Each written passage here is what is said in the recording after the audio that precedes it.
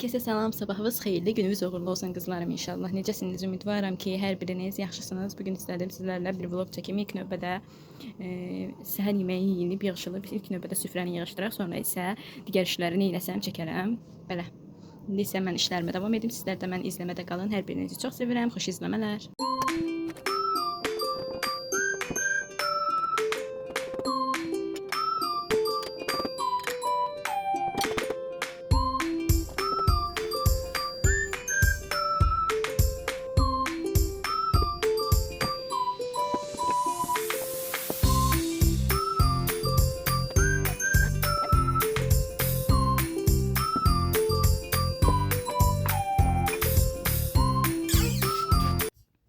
Kızlar, bugün istedim ki sizlerle bir yerdə paltar şkafımı düzenləyək. Buralar darmadağında, hər birini dağıtmışam.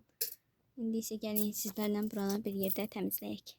Buraların da son halı belədir. Əslində buralar elə də qarışmıyor, bu mu qarışıb yox. Buralar da belə, hər yeri təmizləyək. Kızlar, istedim ki bugün fərqlilik edim. Hər zaman videoların üzərinə mahnılar əlavə edirdim, səs yazmırdım. Bugün isə dedim ki, belə olmaz, gəlin maraqlı olsun deyə sizlərlə bir maraqlı söhbət edək. Son zamanlar bir mövzu haqqında çox düşünürəm. Bəzilər deyir ki, qaynana mütləq nəvəsinə baxmalıdır. Bəzilər deyir ki, borcudur. Xeyr, amma məncə bu düzgün yanaşma deyil. Bilirəm məni özündən razı kimi görəcəksiniz, amma özündən razılıq deyil bu. Hər kəsin şəxsi düşüncəsi var, mənim də düşüncəm bedir. Uşaq dünyaya gətirmək valideynin qərarıdır və onun məsuliyyəti də ilk növbədə valideynin üzərində olmalıdır. Əlbəttə ki, qaynana və yaxud da nənə kömək edə bilər. Nəvəsi ilə vaxt keçirə bilər, nəvəsini sevə bilər, amma məcburiyyət yox, könüllü dəstəyi olmalıdır. Sən heç kimə deyə bilməzsən ki, mütləq mənim övladıma baxmalısan. Xeyr, belə bir qayda yoxdur. İstəsə edə də bilər, etməyə də bilər. Gəlin biraz özümdən danışım. Mən hər işimi özüm edirəm. Ev təmizliyidir, yeməkdir, uşağın qayğısıdır. Hamısını bacardığım qədər özüm görürəm. Kimdənsə nəsə tələb etmirəm. Əgər kimsə kömək edirsə, buna görə təşəkkürümü bildirirəm. Etmirsə də incimərəm. Çünki düşünürəm ki, heç kim mənim övladıma baxmağa məcbur deyil və yaxud da mənim işlərimi görməyə məcbur deyil. Amma bir-birimizə hörmət və anlayış göstərmək hər ailədə çox vacibdir. Mən sadəcə öz məsuliyyətimi yerinə yetirməyə çalışıram. Bəs siz necə düşünürsünüz bu mövzuda? Sizlər də öz işinizi özünüz həll edirsiniz. Əksinə mənə belə deyim də, öz işimi özüm görmək daha rahat gəlir. Çünki bir mətbəxdə bir qadın olar. Mənim fikrimcə, yəni iki qadın bir mətbəxdə ola bilməz. Bu hər kəsin özünün bir düşüncəsi var. Mənim də öz düşüncəm budur. Yəni istər-istəməz iki qadın bir mətbəxdə oldusa anlaşılmamazlıqlar olur. Ona görə də mən gələn bir gündən, yəni incimirəm qaynanamdan da. Evdə olmur zaten. Evdə olsa da belə incimirəm. Əksinə özüm qoymuram ki, nəsə bir iş eləsin, nəsə bir işdə mənə kömək eləsin. Əksinə heç birisinə icazə vermirəm. Niyə? Çünki mən belə öyrənmişəm, tək iş görməyi sevirəm. İstər qonağım gəlsin, istər harasa gedim, istər övladıma baxmaq olsun. Yəni nə olur olsun da özüm öhdəsindən gəlməyi bacarıram. Sizə də bir sir verim ki, yəni özüm niyə bunu eləyirəm? Çünki düşünürəm ki, gələcəkdə ayrı qalsaq, ayrı yaşasaq, bu qədər qonaq gəlsə evə, mən bu məsuliyyətin necə öhdəsindən gələ biləcəm? Yəni mən onu fikirləşirəm.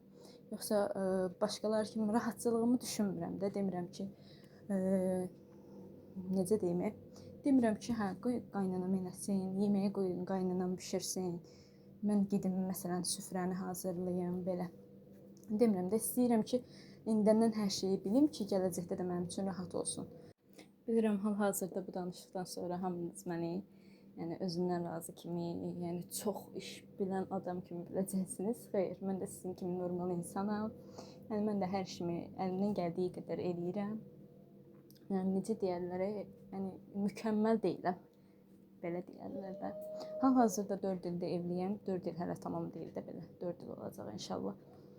4 ildə kim gəlsə, nə qədər də qonaq gəlsə, qarşısına çıxa bilirəm hal-hazırda rahatlıqla.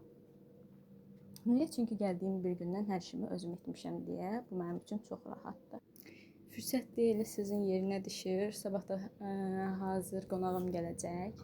Dedim elə sizlər üçün də video çəkərəm, paylaşıram, nə edirəm, nə hazırlayıram. Belə hamısını ətraflı qısa-qısa videolar şəklində çəkib sizlər üçün də paylaşaram. Bəlkə də sizlər üçün də maraqlı olar. Belə sizlər necə çoxlu yorumlarınızı gözləyirəm, çoxlu suallarınızı gözləyirəm. Yəni sizlərə mən haqqında nə maraqlı gəlirsə, yəni suallar verə bilərsiniz. Düzdür, özümü sizlərlə tanış etməmişəm. İnşallah bir vlogda da özüm haqqında qısa bir məlumat verərəm. Paltar dolabımı da belə səliqəyə saldım. Buraları belə düzənlədim. Paltarları da belə qatladım, səliqəli. Buraların hamısını səliqəli belə qatladım. Bu hissələri təmizləmədim çünki buralar təmiz idi deyə bir daha əl vurmaq istəmədim. Buraları da belə səliqəyə saldım. Daha sonra çantalarımı da belə burada səliqəli idi deyə biraz düzəltdim. Bunlar da daha səliqəli idi deyə yenə əl vurmadım. Buradakılar da ayaqqabılardır, ehtiyac olanlara paylayacağım belə. Sonra bu hissəni də yoldaşım tərəfindən də qızımın tərəfi də belə səliqəyə salmağa çalışdım. Belə. Qızımın da paltarlarını belə səliqəyə saldım. Belə.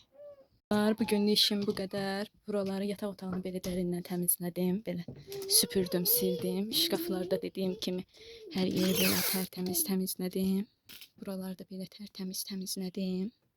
Qonaq otağımı da belə dərindən tərtəmiz təmizlədim. Pəncərələrimə qədər hər yeri sildim. Buraları da belə tərtəmiz təmizlədim. Belə koridorumu da belə tərtəmiz təmizlədim. Belə pəncərələrimi də sildim.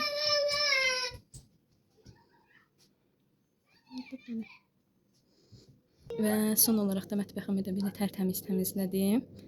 Belə qablarımı da yudum, paltarlarımı da yudum, çayım da hazır. Belə. Və son olaraq da həyətimi də belə tərtəmiz təmizlədim, paltarları da yudum, gülləri də suladım, hamamı falan da yudum və işimi burada sonlandırıram. Belə. İndi sən axşam marketdən gəlmişik, belə alış-veriş eləmişik.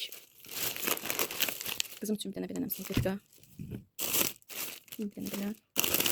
Bir dənə belə özümüz üçün atışdırmalı qabı çubuq. Bir dənə belə saska yolda yemişik yarısın. Qızım üçün belə yoğurt aldıq. Belə.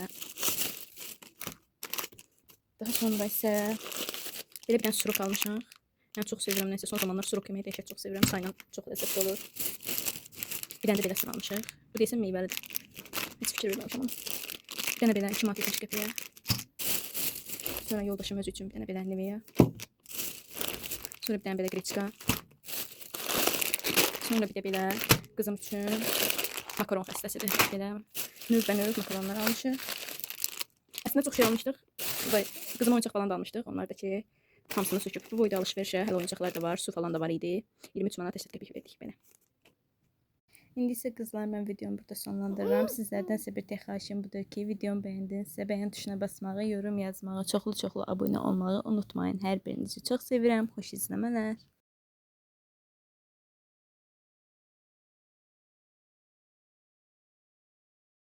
Qızlar, indi isə bu videomu mən burada sonlandırıram. Gedib sizlər üçün digər videonu çəkəcəm. İnşallah sabah da onu paylaşaram. Sizlərdən isə bir tek xahişim budur ki, videomu bəyəndinizsə bəyən tuşuna basmağı, yorum yazmağı, çoxlu abunə olmağı unutmayın. Hər birinizi çox sevirəm. Xoş izləmələr.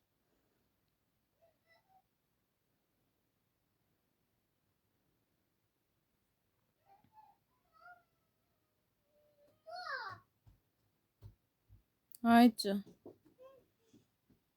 Ne oldu? Oh, yok.